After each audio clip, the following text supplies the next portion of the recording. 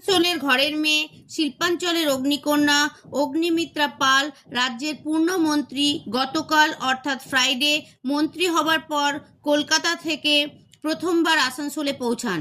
তাকে দেখতে, তাকে শুভেচ্ছা বার্তা জানাতে প্রচুর মানুষের সমাগম। তার সমর্থক আর সাধারণ মানুষের বিপুল সমারোহ দেখতে পাওয়া যায়।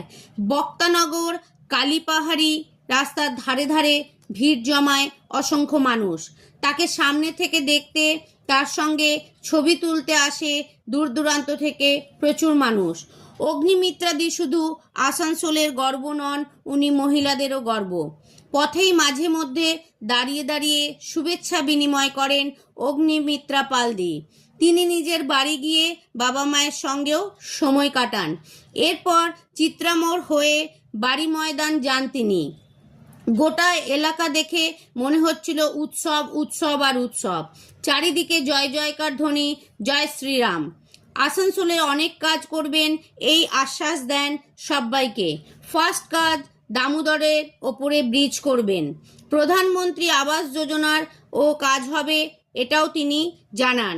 শৌচালয়, জলের কানেকশন, 3000 টাকা 1 জুন থেকে শুরু হতে চলেছে। সব কিছুই তিনি সংবাদ মাধ্যমকে জানান। মহিলাদের সিকিউরিটির জন্য হেল্পলাইন নম্বরেরও ব্যবস্থা করা হচ্ছে। মা বোনেদের আর কোনো চিন্তা নেই, সব দায়িত্ব নিয়েছেন এই সরকার। তারা যখন খুশি বেরোতে পারবে, যা কিছু খেতে পারবে এবং যে কোনো পোশাক পরিধান করতে পারবে। ভিডিওটি ভালো লাগলে লাইক, কমেন্ট, শেয়ার করে দেবেন।